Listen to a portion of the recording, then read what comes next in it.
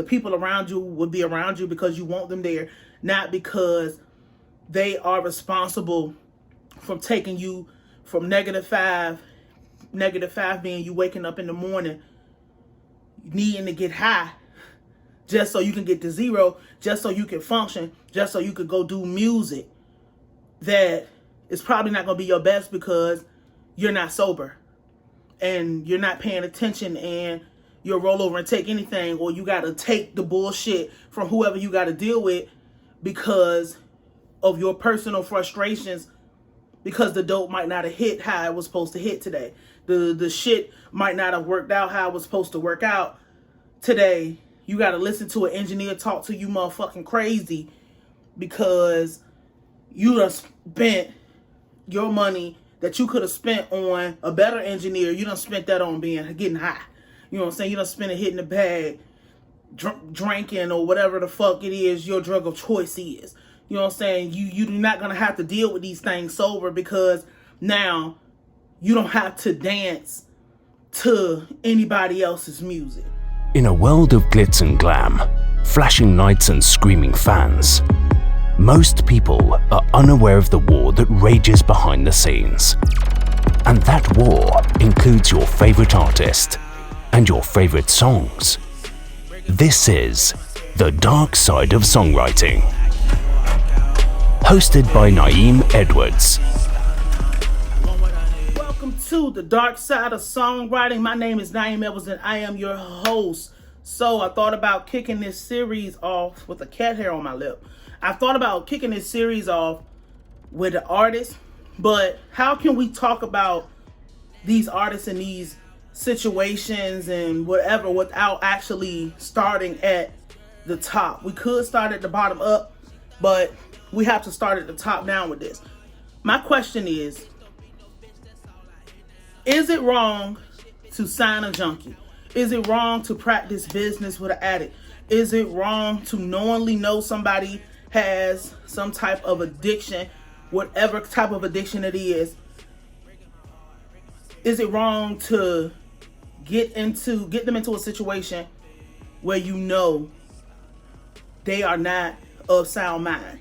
You know, any variation of that question, and I think about how a label would actually prefer to sign a person who they can get the most out of for the least amount of benefits. You know, I feel like that's every job, because a lot of people don't understand getting signed to a label, any kind of label, whether it be major label, a major independent, any type of whatever. You are an employee. You're not a boss. You know, it's a difference between the partnership, being an actual person who signed, getting the distribute. You know, all these things are different in a way where a lot of them, like, you know, going into something 50-50 is not the same benefit as going into something 80-20, is going into something 60-40, is going into something 70-30, so on. You know, plug whatever number you want there. Different than a 360 deal. We know this, and you are able to, even if you don't have the vocabulary, and I feel like there's a cat hair on my lip, but it's nothing there. Even if you don't have the vocabulary, you don't have the knowledge, when you are of sound mind, you have a better understanding of what's happening in your environment. I don't care about a person saying that they are a functioning addict. I would actually come out and argue that there is no such thing. And why would I come out and argue that? And please keep in mind that we're talking about, well, this could be in general, but like, we're talking about in music, where a lot of the jargon, dare I say, like, a lot of stuff is written to be like the contracts are written in a lot of ways where it's damn near impossible to get out of unless you do something miraculous. You know what I'm saying? Like, a lot of the situations, even if it's something as simple as signing up for DistroKid, a lot of people, like, how many people actually go through and read, like, you know, one of the things when you sign up with DistroKid is, you know, they advertise, hey, $20 a month, unlimited music, unlimited uploads, but they don't tell you in that sliver of the advertisement that yes, it is $20 a month to upload your music, but every other service that comes with that music is going to cost you money individually. Even if you want to keep your music up forever, that's going to cost you money. That's not being advertised in the forefront. That's not something that they're going to come out and say. You're going to have to go actively find that out, actively fish that out, and actively read about it. A lot of things is like that even when you sign up for something like Instagram. You know, they give permission for the police to go, you know, they can go through your account if you are suspected of a crime. Something like a Ring camera. Anybody who has a Ring camera, Amazon already got deals with every police department that they don't even need permission to go through the footage at your house. You don't have to be there. They will, Amazon, if there was a crime committed, you know, it's courteous for them to come and ask you about it, but they don't have to ask you. They don't have to come and ask you about that. They have a direct relationship with the Amazon cloud service where they will get all the information they need and they never have to contact you. Whether you feel like that's moral or not will actually depend. And this is what we're going to talk about today. I'm not really sure how long this is going to go, but I need to make sure I get everything out so we have this clear understanding about why a person could possibly play devil's advocate in a situation like this. I'm not even a person who doesn't have their mind made up about stuff. I feel like there is a cat hair on my lip somehow. Hold up. There's nothing there, so I'm tripping. It might just be the wind, the air circulating. I'm not even one of them people who is on the fence about stuff. This is something truly where I can actually see both sides as to why a person or a label or an executive would hop on the train. Now let's talk about why you got to actually just come out, because I want to just get this out and then we'll talk about that. Like why you have to actually just come out and full-fledged be an advocate for sobriety when we talking about doing business. I really don't want to get too much into why people made personal choices and all that stuff, because it's always some fucking excuse when you dealing with an addict. You know, see, being somebody who is from a place where that kind of being an addict was just all you grew up seeing, like not my parents, but like, you know, you see relatives, you see people from the block, you see people from the city on both sides, you know, the dealer and the addict. You, especially as a young child who was outside with their parent, you grow up with this understanding that most addicts are full of shit. Most addicts are, like, people would like to say, oh, a person is this, a person is that, and it's smart, but I'm going to go on record to say you can be clever, because there's nothing smart about submission in a state, well, submission to anything where you are supposed to be the person making the best decisions for yourself. Or even if you're not in the position to make the best decisions for yourself, there's nothing smart about submission in a situation you're supposed to be in control of. You know, I like to say you got to know when to be Batman and you got to know when to be Robin in a situation. But the problem is you're not either one of these people in the situation, because being an addict means you do not have control. There is no such thing as a functioning addict, because if you don't get what you need to function, then you're not going to function. Point blank, fucking period. You grow up hearing it, oh, I can stop this when I want to. That's a junkie's favorite fucking line. You grow up seeing motherfuckers act completely crazy when they don't have what they want, and then motherfuckers go overboard when it gets to the point where they can't sustain that, whatever that feeling is. People like to say, oh, you chasing or whatever. And it's just like, this is one of the problems I have when there's people talking about addicts in music. What, they don't have no experience in music or with addicts. You know what I'm saying? Excuse me. Like, they have this thing where they say, you know, a crackhead doesn't wake up making an excuse of why they can't get crack. That's called being clever. Like, you having an addiction is not in your right mind, because there's a lot of stuff that's going to happen when you're under the influence that is not going to happen when you are of sound mind. One of those things is, if you don't get, just starting in the beginning of it, if you don't get what you need to get yourself to a functional level, you're already no good. So imagine there's an artist who, and the thing is, people think they need these drugs to be creative or whatever. Like, it might pull something out of you that you don't feel comfortable doing when you're sober. But my thing is, you're the same person. You just need to get, you have to get away from that. But the thing is, most people don't even live long enough to get away from their addictions. It doesn't matter what your addiction is either. We'll just go with drugs because we're talking about drugs and music.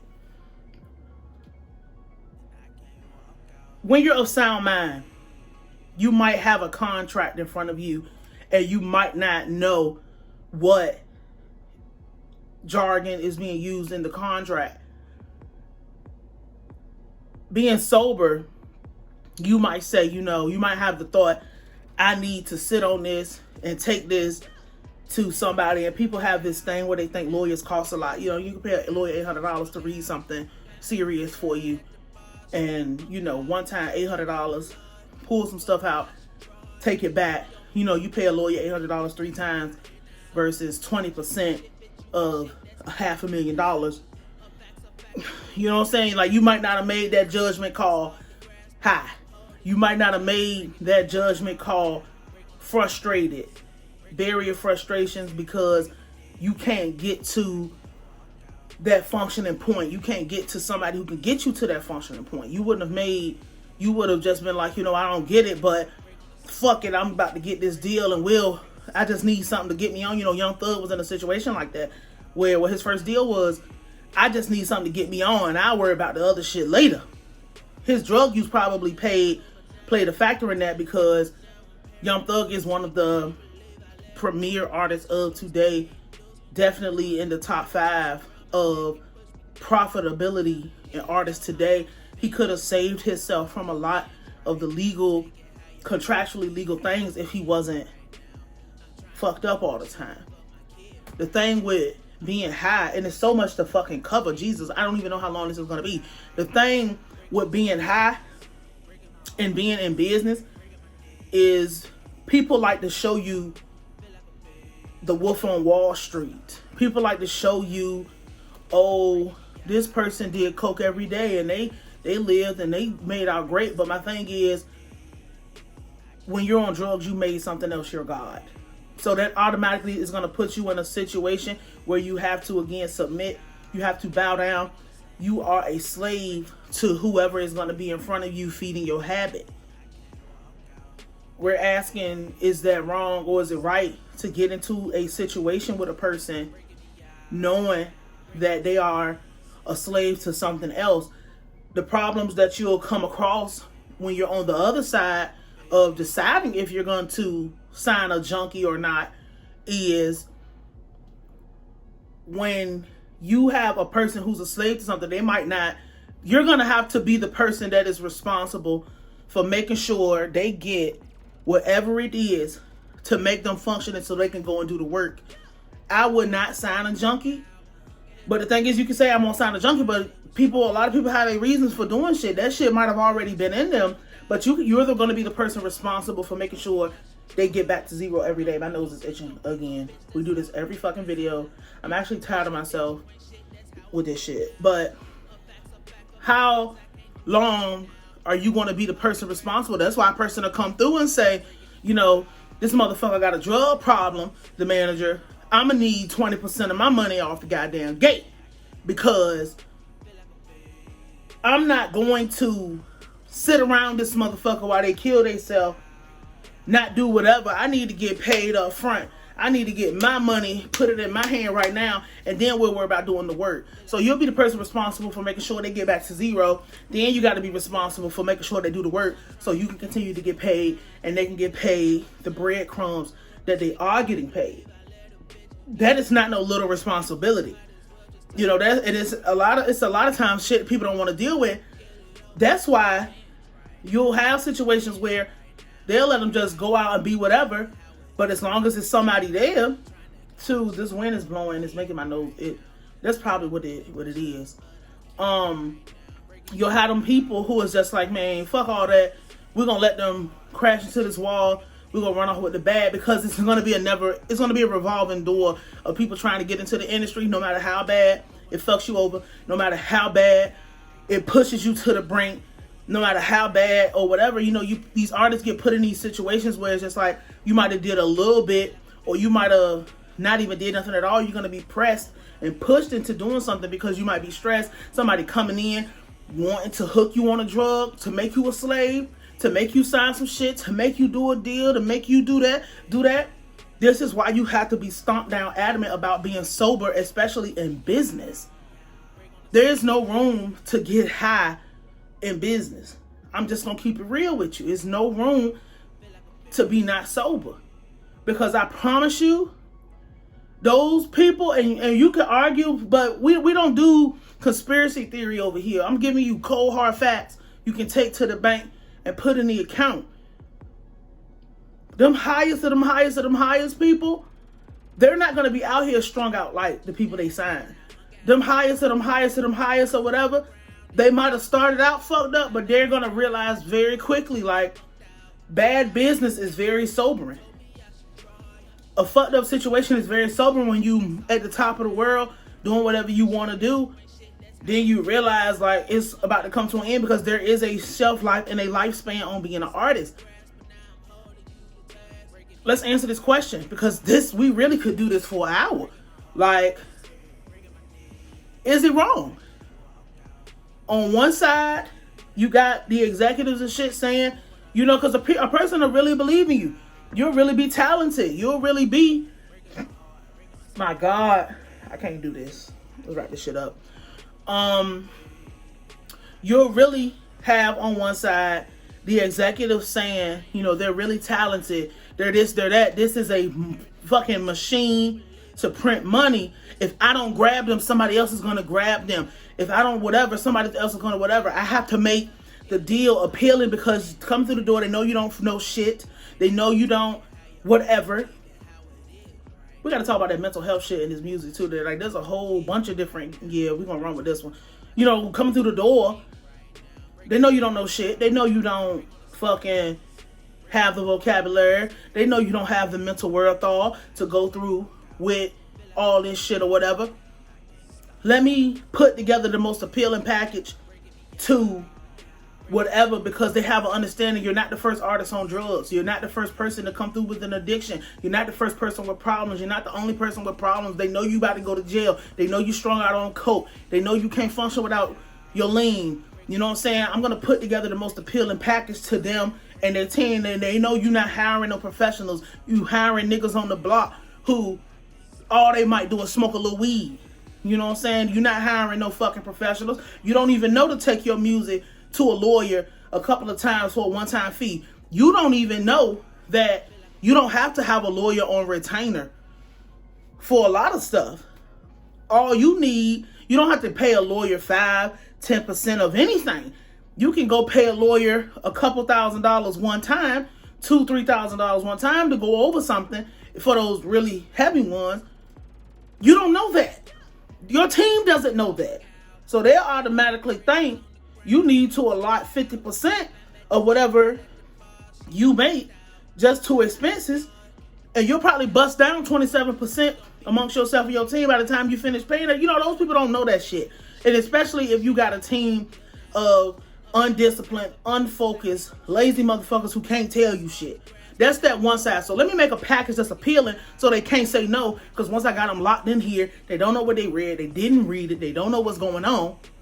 And I know they fucked up on these drugs. I just got to ride the wave out until they die so I can collect all the money I can.